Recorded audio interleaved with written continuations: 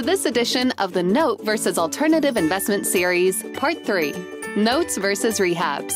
In this video, we'll take a look at how notes stack up to rehabs, or what's also known as fix and flips or distressed properties. And just so we make it as fair as possible, we're going to have a non-performing note go head-to-head with a rehab property. Because a non-performing note is very similar to a rehab because both of these assets are typically purchased at a significant discount. First, the attraction to rehabs is usually the entry price. This is the biggest factor in the rehab business because in order to make money with a rehab, the investor needs to keep their costs as low as possible in order to maximize their return on capital. Now, there are other factors to consider as well, but this is the biggest factor since it affects the bottom line profit at the completion of the deal. So let's take a note that's $50,000 and put it up against the $50,000 rehab and see how they fare. The first thing to consider is that both the note and the rehab will be purchased at a marginal discount. We do this so that the price doesn't reflect the current value of the asset, just the cost in order to acquire it. The non-performing note is also purchased at a discount because the borrower is not making their monthly payments. And since the note is collateralized by the house, we can expect to pay around 30 to 50 cents on a dollar when acquiring the note. So, we paid up to $50,000 for about a $100,000 note that hasn't been performing. Also, the asset is going to be worth substantially more than the note because it's a tangible asset based off the market value. In other words, this asset is purchased at a discount of up to 70%. And typically, we don't even need to do any major rehabs with it. Now, you can generally obtain a rehab around 70 to 90 cents on the dollar at market value. So, at best, you can purchase the house, in this example, with a market price of about $60,000. Even bank-owned or real estate-owned properties are generally purchased at 70 cents on the dollar, and then quickly resold with a 10 to 15% profit margin. In this example, the rehab will take on average around 90 days to have a contractor to get the house up to local billing codes.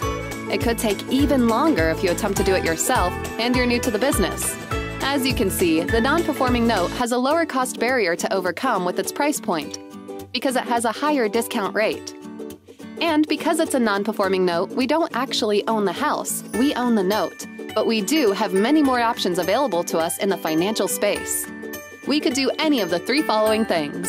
1. Modify the loan and have a borrower start paying again, giving us a passive monthly income. 2. We could give them cash for keys and have them sign a deed in lieu of foreclosure, giving us the property. Or we could choose an option to actually foreclose and take the property back. Here's a little insider knowledge. It normally doesn't cost more than $3,000 to have a foreclosure done for you. And then you're free to do what you want with a tangible asset. On the other hand, the rehab is a business that has limitations on what you can do with the house once you acquire it. But before you can do anything with your asset, you need to bring it up to code and spend your resources on getting the asset to be presentable to the marketplace, all while hoping the house doesn't need any major unforeseen repairs that will deplete the profit. You're limited in your options to basically fixing up the house and selling it on the retail market and getting what the market will bear for your time and effort.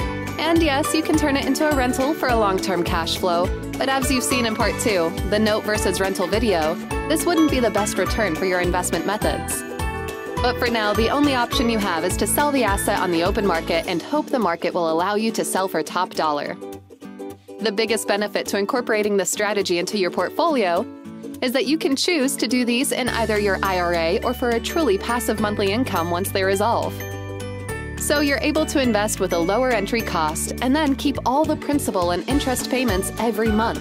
And remember, if you really wanted to, you could sell a partial once the note has seasoned a bit, allowing you to replicate the process and still keep future payments for payoffs. Either way, you're able to take advantage of the flexibility of notes and have multiple avenues that allow your money to grow with a substantial approach to wealth generation. So there you have it. Once again, we think there's a clear winner by investing with notes.